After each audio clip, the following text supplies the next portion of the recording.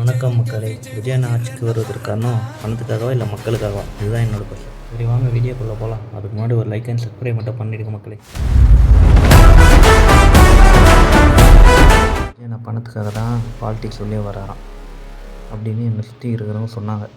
அதில் ஃபஸ்ட் ஆள் 200 கோடியை விட 2000 கோடி சம்பாதிக்க தான் பார்ப்பாங்க, அதனால தான் சினிமாவை விட்டுட்டு அரசியலுக்கு வராரு இப்படின்னு ஃபஸ்ட் ஆள் சொல்ல, ரெண்டாவது ஆள் என்ன சொன்னாருன்னா, அவர்கிட்ட இருக்கிற சொத்தெல்லாம் காப்பாற்றணும்னா அரசியலில் வரணுமா, இல்லைன்னா ரைடு வரும், அந்த ப்ராப்ளம் வரும், இந்த ப்ராப்ளம் வருமா அப்படின்னு ரெண்டாவது ஆள். இந்த மூணாவது ஆள் என்ன சொல்கிறான்னா, படம் நடிக்கிறதை விட அரசியல் தான் ஈஸியாக, அரசியலில் ஈஸியாக காசு சம்பாதிக்கலாமா அப்படின்னு மூணாவது ஆள் சொல்கிறான். இவங்க 3 பேருக்குமே நான் ஆன்சர் சொல்லிட்டேன், ஆனால் அவங்கெல்லாம் கன்வின்ஸ் ஆகிறதா தெரில. ஸோ உங்ககிட்ட சொல்கிறேன், நான் சொல்கிறது கரெக்டாக தப்பாக நீங்கள் தான் சொல்லணும். சொன்னால 200 கோடி பத்தலை, 2000 கோடி எதிர்பார்க்குறாரு அரசியல் வந்துன்னு.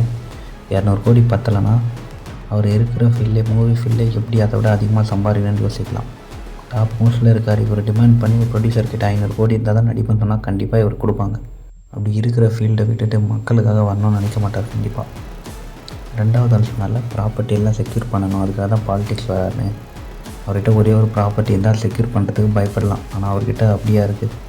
ஒரு படத்துக்கு கோடி கணக்கில் ஏர்ன் பண்ணுறாரு, அதை வச்சு டே பை டே நிறைய ப்ராப்பர்ட்டி வாங்கிட்டே போவார். அதை செக்யூர் பண்ணுறத பற்றிலாம் யோசிக்கவே வேண்டாம். இது இந்த தேர்ட் பர்சன் சொன்னார் பாரு, சினிமா விட அரசியல் தான் ஈஸின்னு. இவருக்கு தான் நான் முக்கியமாக ஒன்று சொல்லணும். அவர் சினிமாவில் எவ்வளோ பேர் நல்ல பேர்லாம் வாங்கிட்டு அரசியலுக்கு வந்து கொஞ்ச நாள்லேயே கொலைப்பள்ளிலாம் வாங்கினார். கொலைப்பள்ளியில் தான் அந்த கரூர் மீட்டிங் நடந்ததை சொல்கிறேன்.